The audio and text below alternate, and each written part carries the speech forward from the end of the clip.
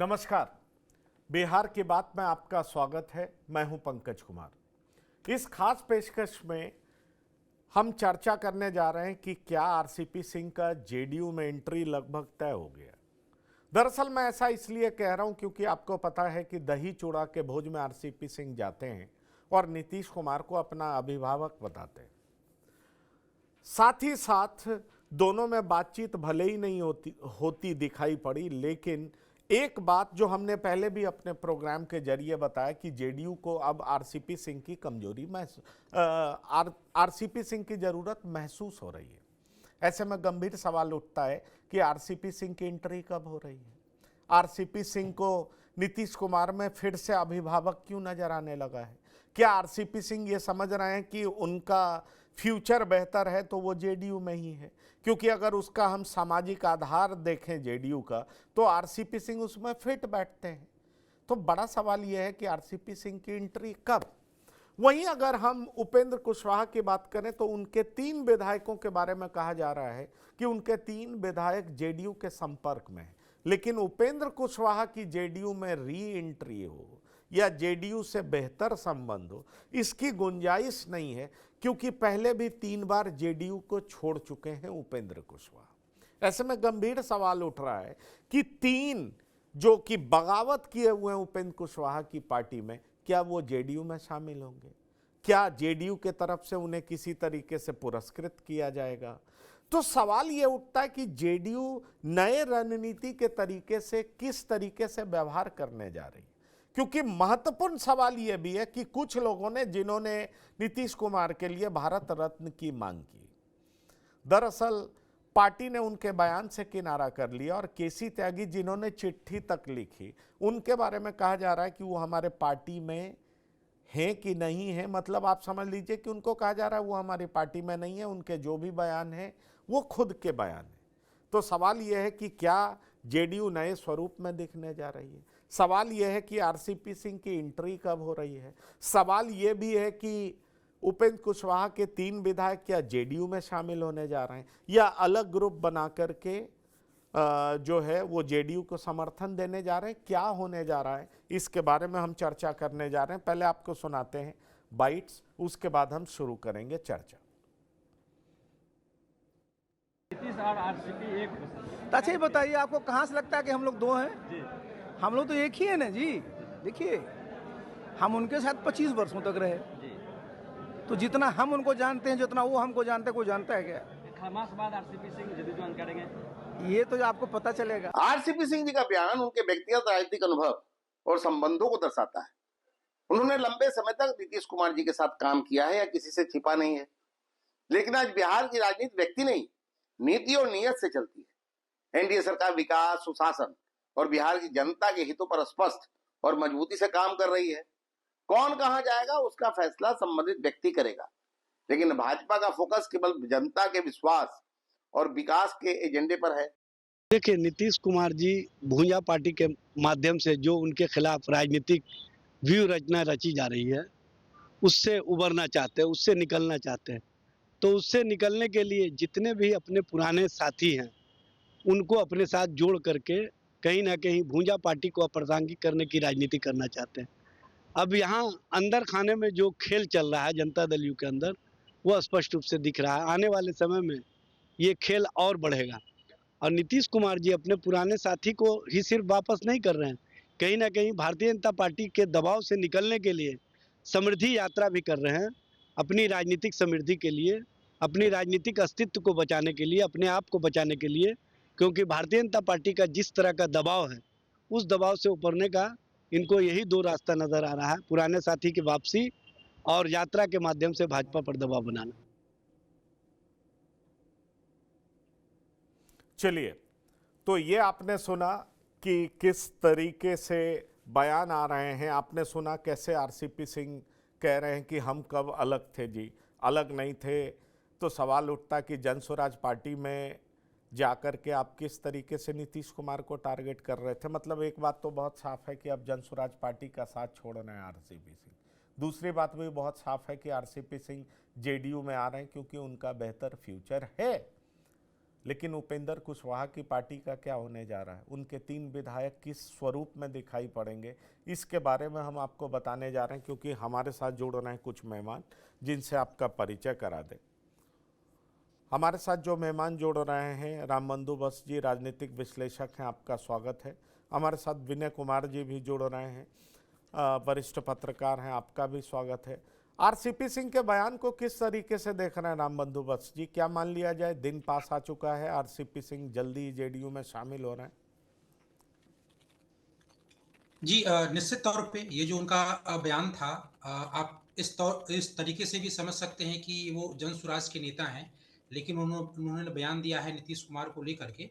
तो ये पिछले कुछ दिनों से जो जदयू में हलचल है और इस तरह की जो अटकलें लगाई भी जा रही थी कि क्या वो जदयू में जाएंगे, तो वो उसी की एक कड़ी है। और अब खरमास बीतने ही वाला है। अब हम लोग 14 तारीख के नज़दीक आ चुके हैं, तो हो सकता है कि उसके बाद बिहार की राजनीति में कुछ बदलाव हो और जिस तरह की खबरें थी उनके जदयू में पुनः जाने की, हो सकता है वो घड़ी आ रही हो।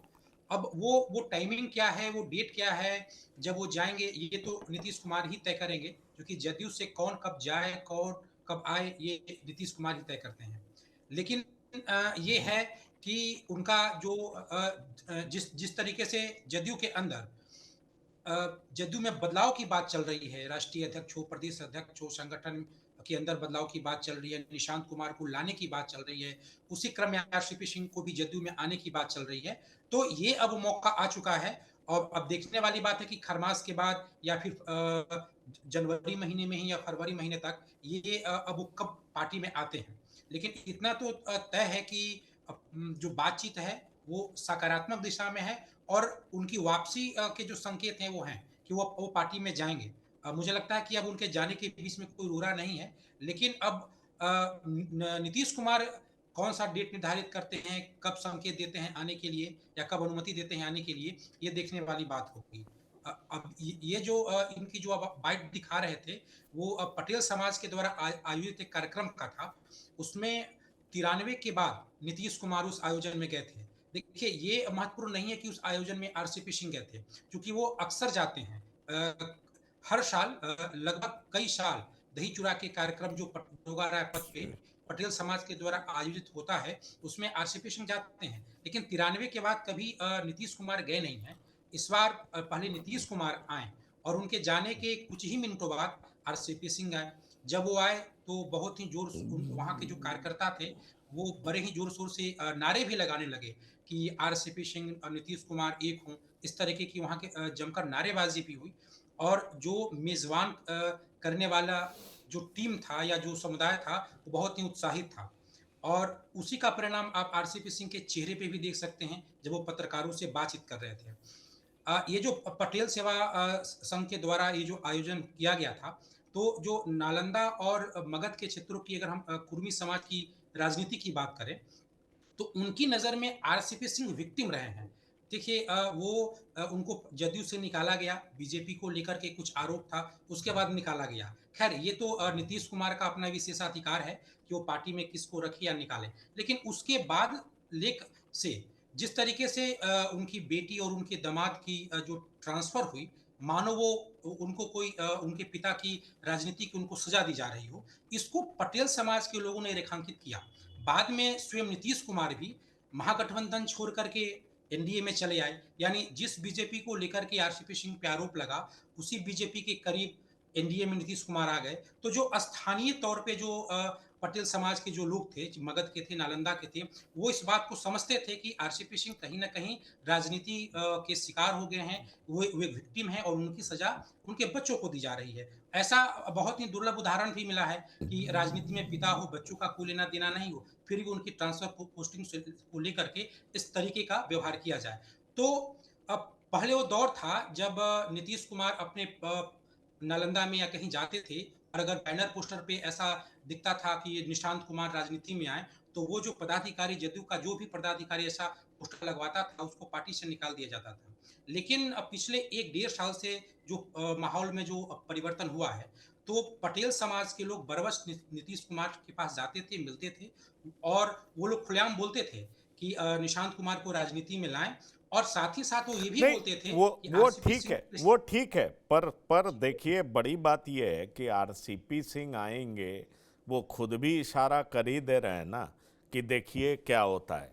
अब टाइमिंग को लेकर के सवाल उठ रहा है विनय जी, पर एक बात तो समझ में आ रही है ना कि वो जब उनसे पूछा जाता है कि क्या आप जेडीयू जन स्वराज छोड़ रहे हैं, खरमास के बाद आ रहे हैं, तो मुस्कुराते हुए कहते हैं कि आपको पता चल जाएगा। यही आरसीपी सिंह से पूछा जा रहा था पहले, तो किस तरीके से भड़कते थे। आपको बता दूं, मैं जनसुराज में हूं, जनसुराज में बना रहूंगा। हम लोगों ने कई कार्यक्रम भी किया, प्रोग्राम भी किया, उसमें इस तरह की बात उठाई तो जनसुराज के प्रवक्ता भी कहते थे आरसीपी सिंह हमारे साथ बने हैं, बने रहेंगे। पर राजनीति में जैसे कोई चीज़ परमानेंट नहीं होता, अब वो इंडिकेशन भी साफ दिखने लगा है कि कुछ दिन की बात है, आरसीपी सिंह वापस अपने घर लौट रहे हैं विनय जी, और नीतीश कुमार को उनकी जरूरत है। अनम्यूट करिए। कई नेता समता पार्टी काल से लेकर अब तक जदयू जब बना बाहर चले गए, लेकिन फिर बाहर में वो अपने को सरवाइव नहीं कर पाए, अपनी उपस्थिति का एहसास लोगों को नहीं करा पाए।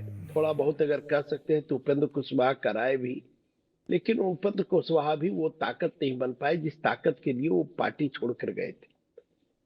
आरसीपी सिंह भी इसलिए पार्टी से निकाले गए या हटे पार्टी से क्योंकि उन्होंने नीतीश कुमार के साथ एक तरह से विश्वासघात किया। नीतीश कुमार उन पर बड़ा भरोसा करते थे और नीतीश कुमार भरोसे के कारण उनको पहले अपना पीएस बनाए जब वो रेल मंत्री बने।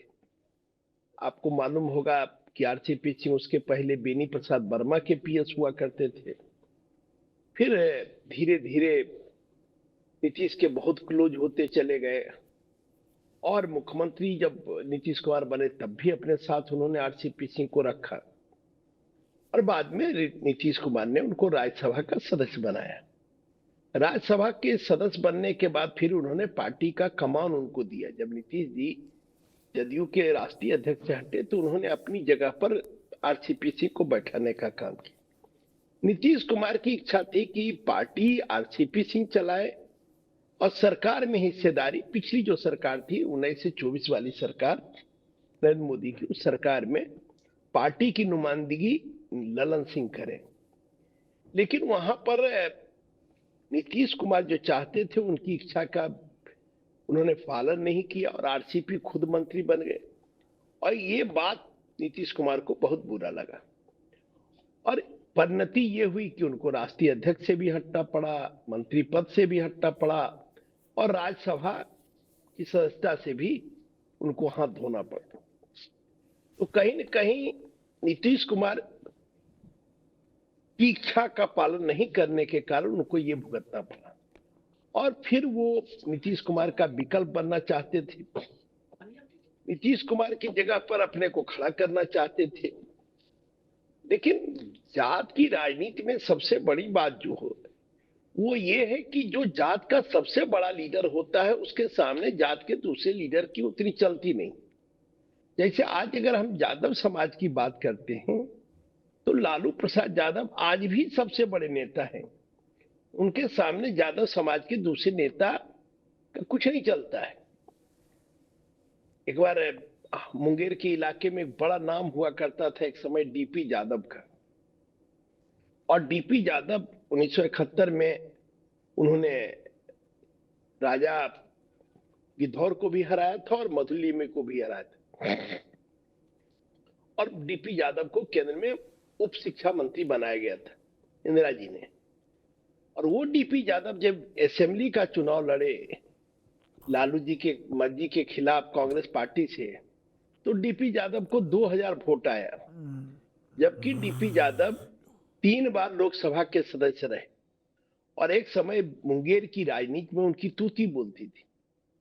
तो जो लोग भी जात की राजनीति करते हैं उसमें जो सबसे बड़ा नेता होता है उस जात का, उसी के पीछे जात इकट्ठा होता है। तो कुर्मी समाज में नीतीश कुमार की वही पहचान है, रामविलास पासवान की वही पहचान पासवान समाज में है। अब उनके उत्तराधिकारी चिराग पासवान बने हैं।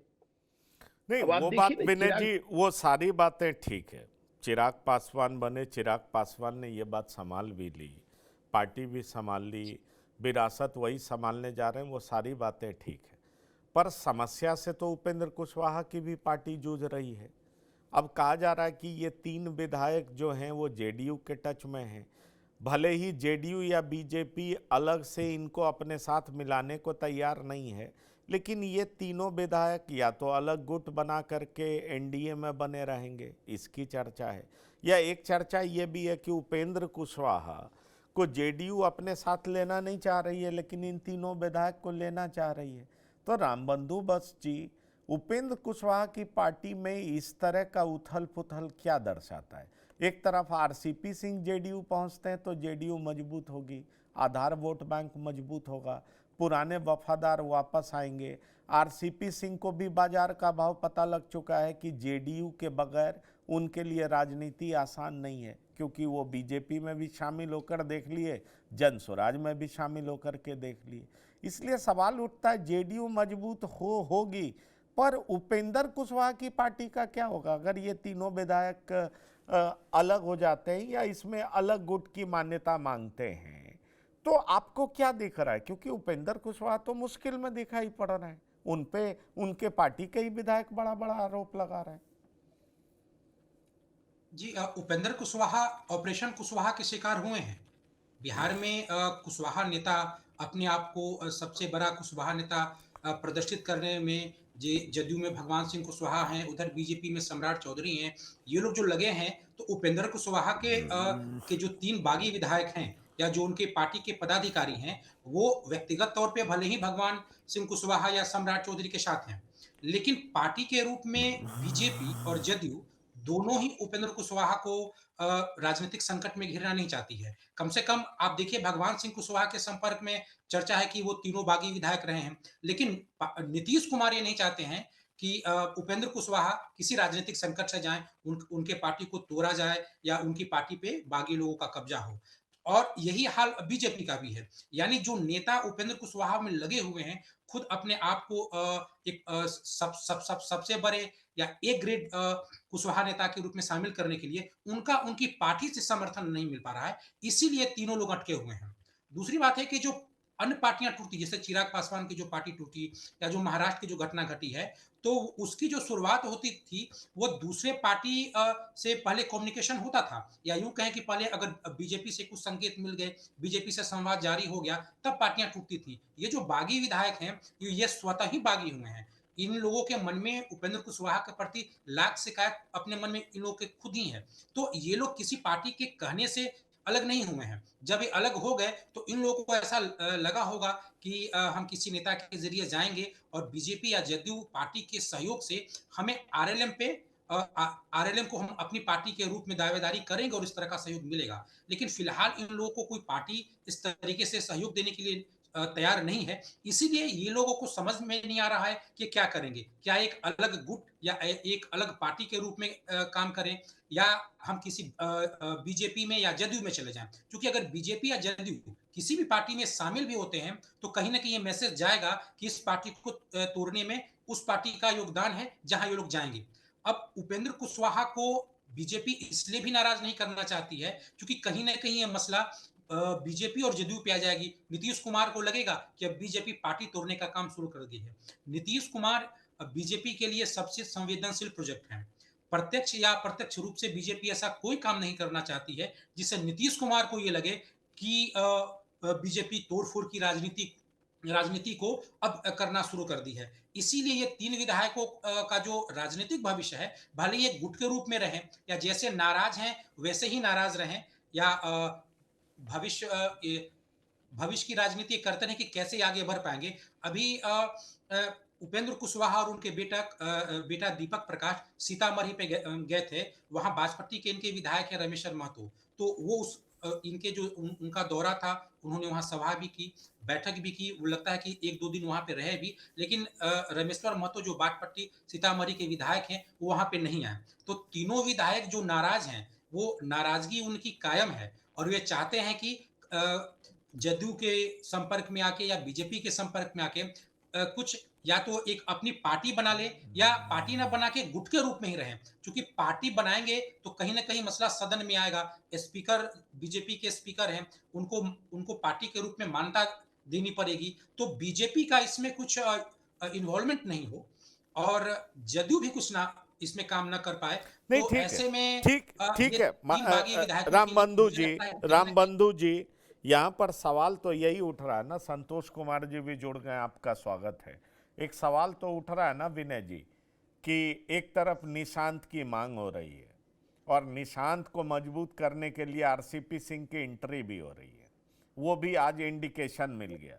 लेकिन दूसरी तरफ आप ये देख लीजिए कि उपेंद्र कुशवाहा अपने बेटे को लॉन्च कर दिए तो उनके पार्टी के विधायक ही बागी हो गए, कई लोगों ने इस्तीफा कर दिया, तरह तरह के आरोप लगने लगे कि अरे ये एक तरफ जज में, अब जुडिशियल सिस्टम को लेकर के ये कहते थे ना कॉलेजियम सिस्टम नहीं होना चाहिए, इन्होंने यात्रा भी निकाली थी।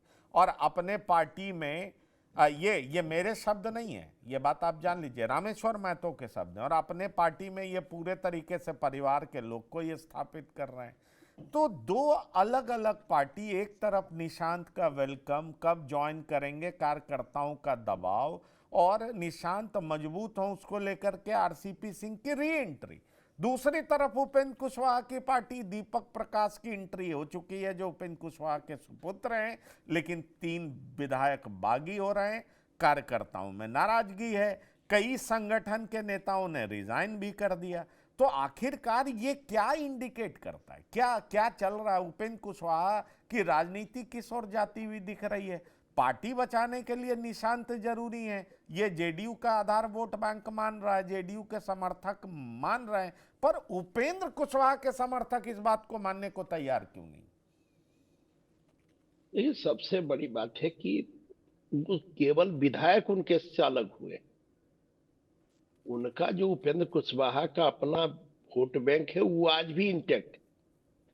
उपेंद्र कुशवाहा की बड़ी प्रतिष्ठा है कुशवाहा समाज में, इसके अलावा समाज के अन्य वर्गों में भी उनकी प्रतिष्ठा है, क्योंकि एक बहुत पढ़े लिखे लीडर हैं, बहुत सौम्य हैं, मिलनसार हैं, बातों को बेहतर ढंग से रखते हैं।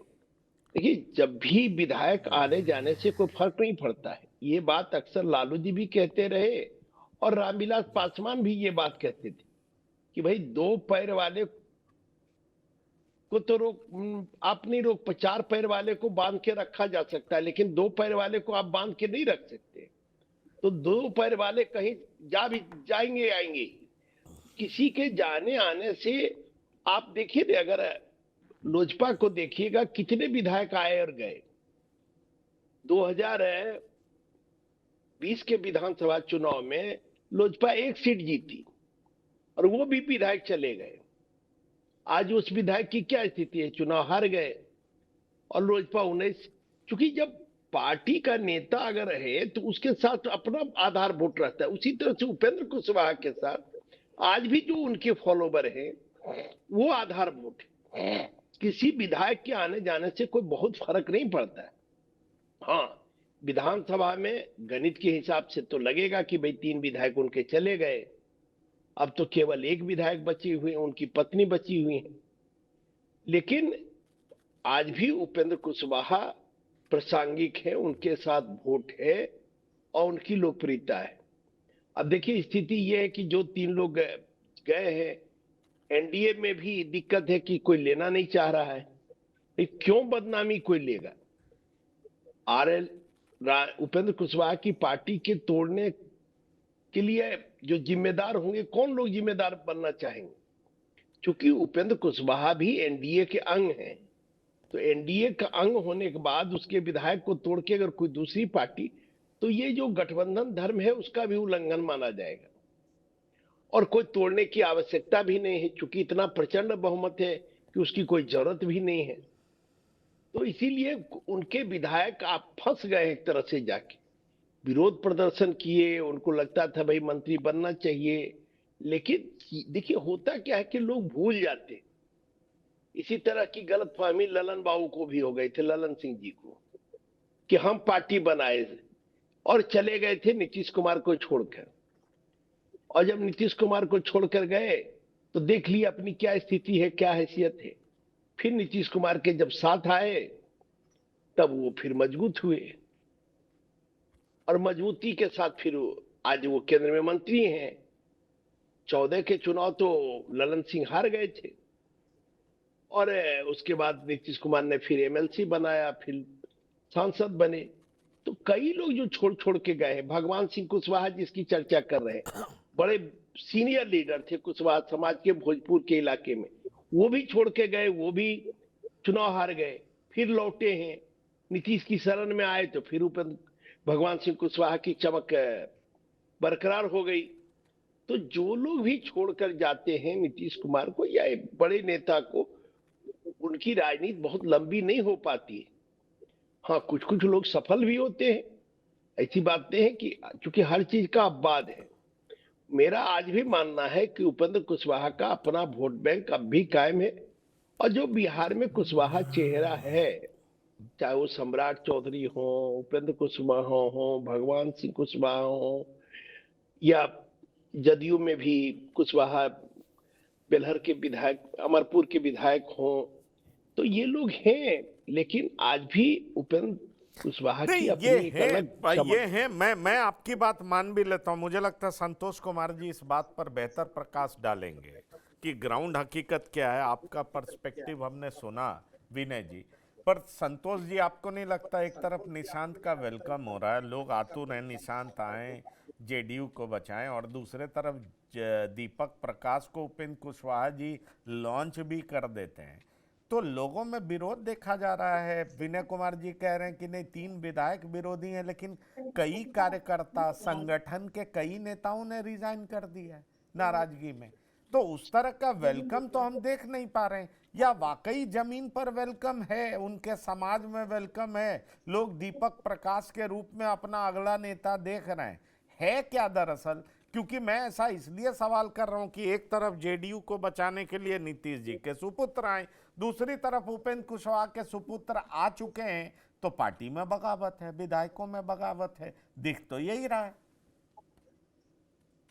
देखिए, आज से मान के चलिए लगभग 25 साल पहले सम्राट चौधरी को भी इसी तरह से लॉन्च किया गया। वह सम्राट चौधरी की माता जी एमएलए थी उस समय भी, और सपनी चौधरी उस समय लोकसभा का चुनाव हार गए थे शायद, और सम्राट चौधरी की लॉन्चिंग हुई थी। उसके बाद फिर 2000 में सपनी चौधरी भी मंत्री बने थे, स्वास्थ्य मंत्री शायद बने थे उस समय। और आज देखिए सम्राट चौधरी का कद धीरे धीरे बढ़ा है। तो बिहार में भी जैसे नेता जिधर जाते हैं, नेता उधर ही कार्यकर्ता और जनता जाते हैं। हाँ, विधायकों की, जैसे विनय जी ने सही बात ही कही कि नेता के साथ ही जनता होती है, नेता तय करते हैं। हाँ, विधायक लोगों की महत्वाकांक्षा होती है कि भाई उन्हें मंत्री बनाया जाए, कार्यकर्ताओं की महत्वाकांक्षा होती है। तो 2, 4, 10 लोगों का विरोध होता है, वो बागी होते हैं और दूसरे पार्टी का रास्ता देखते हैं हमेशा। जैसे लालू जी के पार्टी से पहले नीतीश कुमार अलग हुए, उसके बाद शरद यादव अलग हुए, रामविलास पासवान अलग हुए, लेकिन लालू प्रसाद का वर्चस्व तो कायम ही रहा, भले घटता गया, जनाधार घटता गया। और अभी उधर जनाधार, सब लोग भाजपा के साथ गए तो भाजपा का जनाधार बढ़ा। इसी तरह से उपेंद्र कुशवाहा जी का भी अभी से देख लीजिए आप, कितनी बार नीतीश कुमार से जब उपेंद्र कुशवाहा अलग हुए, उसके बाद से लगातार तो मतलब कभी एमएलसी रहे हैं, कभी राज्यसभा जाए, लेकिन एन केन प्रकार उनकी राजनीति तो चल रही है। कुशवाहा समाज के एक बड़े नेता के रूप में उनको देखा जाता है कि कुशवाहा समाज, और है भी 2020 के चुनाव में जब उपेंद्र कुशवाहा ने ओवैसी जी के साथ और मायावती जी के साथ गठबंधन कर चुनाव लड़े थे उपेंद्र कुशवाहा, तो उसके बाद नीतीश जी ने वोट निकलवाया था। वोट मतलब कि कुशवाहा का बूथ जहां जहां है, तो कहां जहां जहां कुशवाहा समाज का वोट था, जिस पंचायत में, वहां उपेंद्र कुशवाहा की पार्टी, ओवैसी की पार्टी या मायावती की पार्टी को वोट आया था।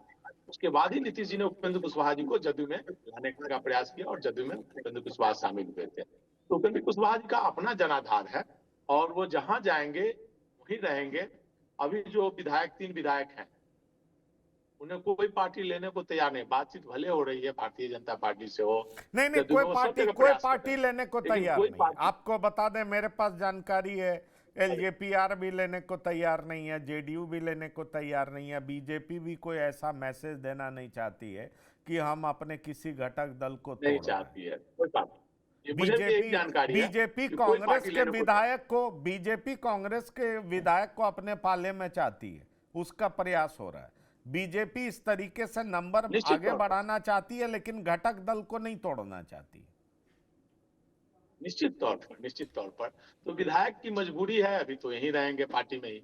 और कहीं अगर उपेंद्र कुशवाहा जी से जदयू की बात चल रही है, उपेंद्र कुशवाहा जी ने पार्टी का जदयू में अगर विलय कर दिया, अगर बात बन जाती है, तो फिर कहीं नहीं जा पाएंगे वो विधायक, सब फिर जदयू में ही रहेंगे। लेकिन विधायक भले नाराज हैं मंत्री पद को लेकर के कि बेटा को क्यों मंत्री बनाए, हमें बनाना चाहिए था, तीनों विधायक में किसी एक को बनाना चाहिए, तो इस बात को नाराजगी है। तो विधायक नाराज रहेंगे, लेकिन देर सवेर फिर पार्टी में ही रहेंगे, क्योंकि कोई पार्टी लेने को तैयार नहीं है। कांग्रेस में वो जाएंगे नहीं, आरजेडी में जाएंगे नहीं, क्योंकि भविष्य जहां है वहीं रहेंगे। राजनीति में कोई भी विधायक हो तो फ्यूचर देखता है कि अगला चुनाव किस पार्टी से रहकर जीतेंगे। तो इसलिए उपेंद्र कुशवाहा जी का जो है वर्चस्व वो कायम रहेगा। परिवारवाद में जहां तक आप बोल रहे हैं कि लालू प्रसाद के बेटे को सबने स्वीकार किया, रामविलास पासवान जी के बेटे को सभी लोगों ने स्वीकार किया, उस विरोध हुआ। लोग कहते थे कि भाई परिवारवाद। लालू यादव ने जब राबड़ी देवी को बनाया तो उस समय भी विरोध हुआ था, पार्टी के कुछ लोग नाराज हुए थे, लेकिन आज फिर वही स्थिति है। अब नीतीश जी के बेटे भी आ रहे हैं, तो कुछ लोग भले विरोध कर रहे हैं, बाकी 90% लोग तो आज समर्थन कर रहे हैं। 1-2% ही लोग जो है वो विरोध करते हैं कि नहीं आना चाहिए नीतीश जी, सीधा लोहियावादी है, ये है। तो निशांत भी राजनीति में आएंगे, उनका भी 1-2 लोग विरोध करेंगे, 2-4 लोग विरोध करेंगे, लेकिन सभी राजनेता जो भी हैं, बड़े बड़े नेता, उनके बेटे राजनीति में आ रहे हैं और एक्टिव और अच्छी राजनीति में सक्रिय हो रहे हैं। आप देख लीजिए, जगन्नाथ मिश्र के बेटे भी राजनीति में है, सफल राजनीतिज्ञ हैं। बहुत बड़ा जनाधार नहीं है, लेकिन आज भी वो मंत्री और विधायक तो बन ही रहे हैं। रामविलास जी के बेटे पूरी तरह से एस्टेब्लिश हैं, तेजस्वी यादव एस्टेब्लिश हैं।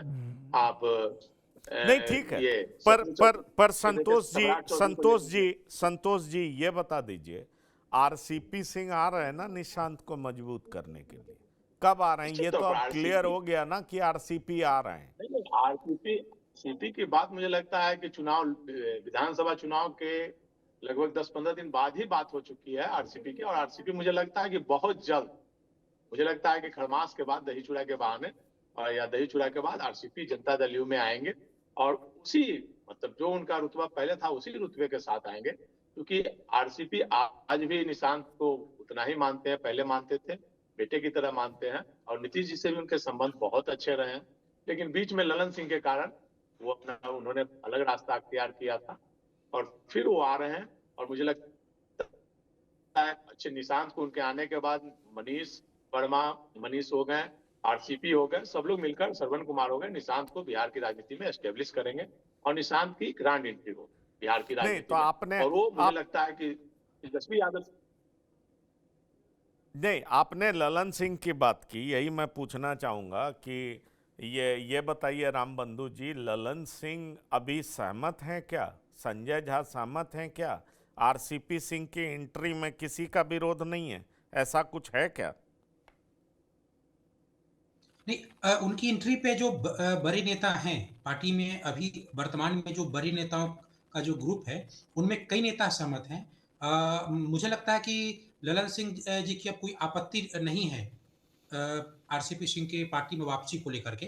अन्य नेताओं के बारे में मेरे पास कोई ऐसी जानकारी नहीं है, लेकिन जो बड़े नेता हैं, मतलब नीतीश कुमार अगर कोई निर्णय लेते हैं तो उनमें अपने लोगों का, जो उनके बड़े 2-4-5 नेता हैं, उन लोगों से वो विमर्श करते हैं, और कहीं ना कहीं उन लोगों को या तो कॉन्फिडेंस में लेकर के निर्णय लेते हैं, या उन्हें या किसी तरीके से उनको राजी कर लेते हैं। तो ललन सिंह जी की जहां तक बात है, मुझे लगता है कि ललन सिंह जी तैयार हैं उनकी वापसी को लेकर के। हाँ, पहले कारण जो भी रहा, पार्टी में निकलने के बाद या पार्टी से निकलने का कारण जो भी रहा, उसके बाद टकराहट जो भी हुई, लेकिन उसके बाद जदयू की राजनीति में बहुत उतार चढ़ाव आया है और बीजेपी और जदयू के भी आपसी रिश्तों में भी उतार चढ़ाव आया है। सब कुछ सामान्य सा और आंख मूंद के एक दूसरे पे भरोसा करने वाली जो राजनीति, गठबंधन की राजनीति है, उसमें वर्तमान ऐसा नहीं है कि जदयू आंख मूंद के बीजेपी जदयू पे भरोसा कर सकती है।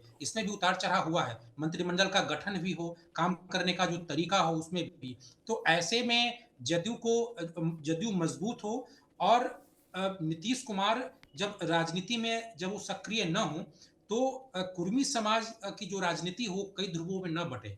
इसके लिए भी ये जरूरी है कि आरसीपी सिंह आए, पार्टी में आ जाए, निशांत कुमार भी आ जाए और सबसे बड़ी बात है कि निशांत कुमार कंफर्ट महसूस करते हैं आरसीपी सिंह को लेकर के।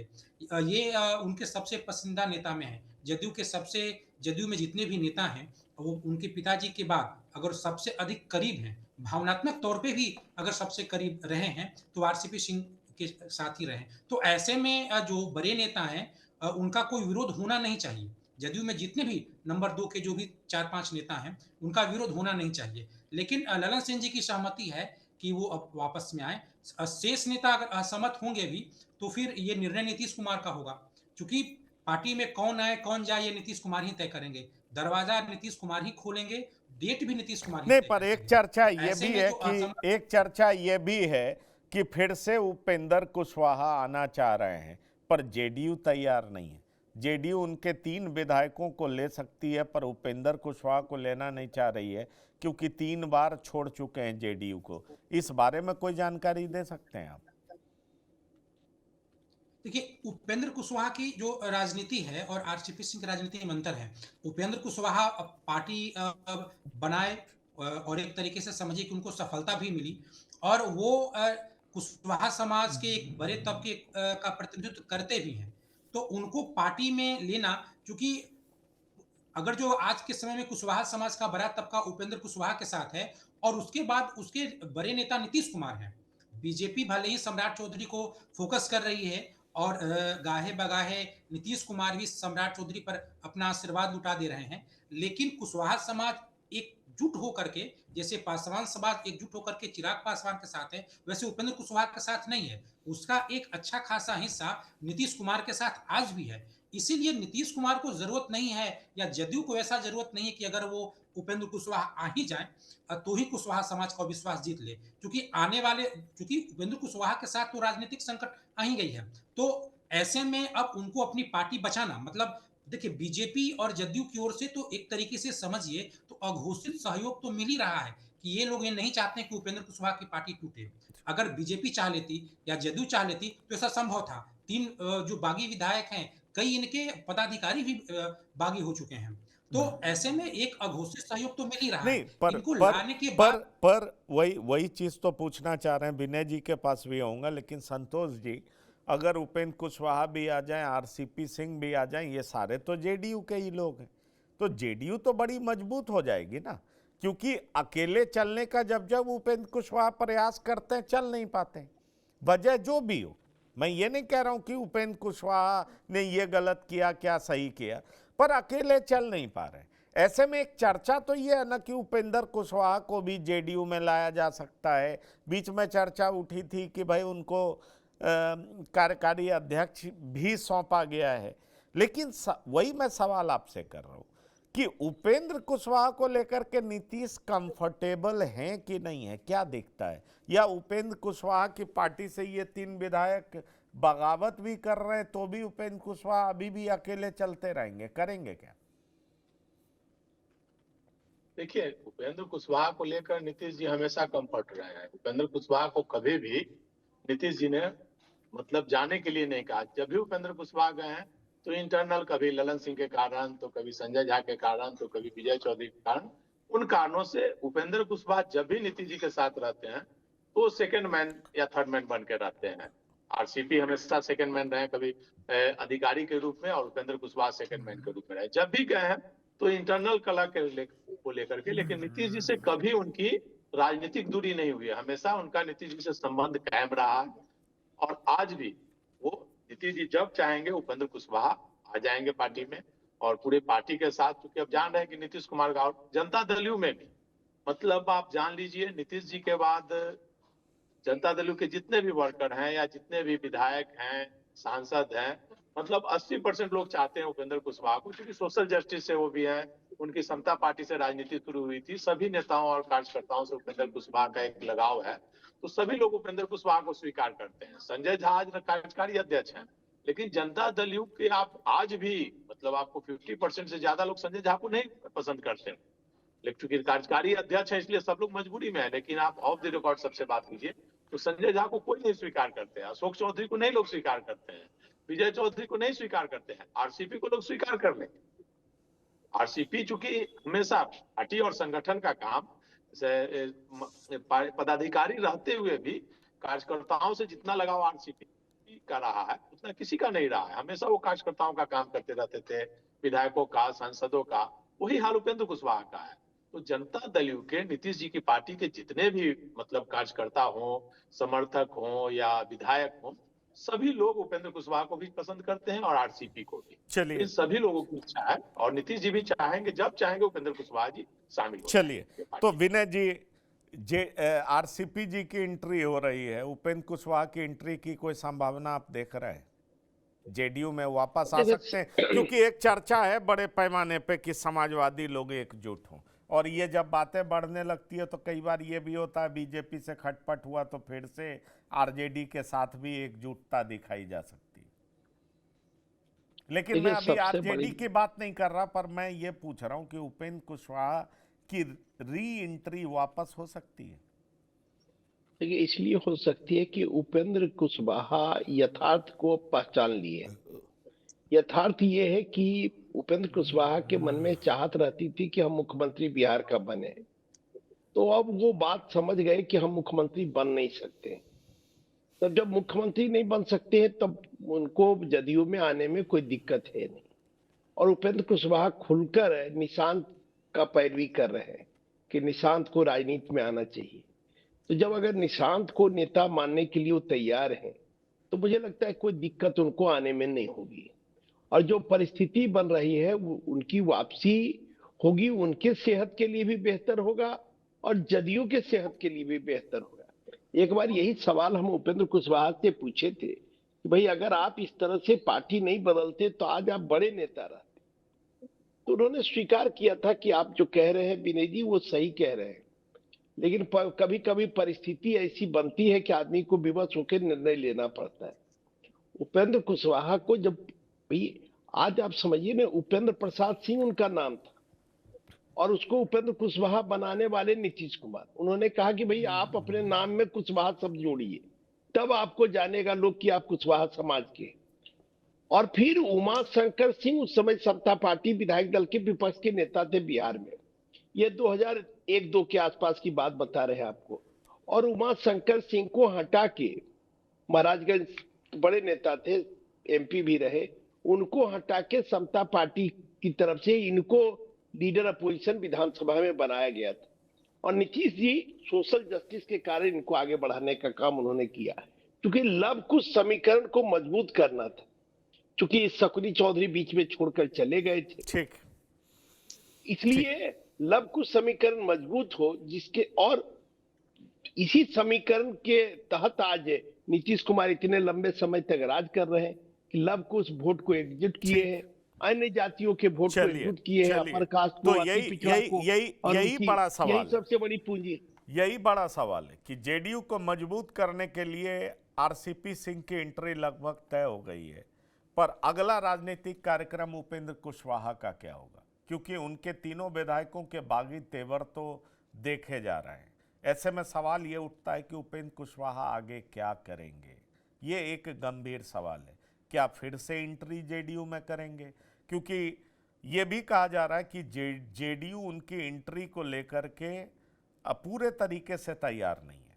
पर यह कहने की बात है नीतीश क्या करेंगे, क्योंकि परिस्थिति बदला हुआ है। निशांत कुमार को मजबूत करने के लिए उन तमाम लोगों की वापसी हो सकती है जो जेडीयू से निकल करके इधर उधर गए। एक नाम तो आरसीपी सिंह का हमने ले ही लिया। उपेंद्र कुशवाहा आगे क्या करेंगे, हमारी नज़र बनी रहेगी। संतोष कुमार जी, विनय कुमार जी और रामबंधु वत्स जी, बिहार की बात में शामिल होने के लिए बहुत बहुत धन्यवाद और शुक्रिया। तो बिहार की बात में इतना ही। ताज़ा तरीन खबरों के लिए आप लगातार देखते रहिए TV9। धन्यवाद, नमस्कार।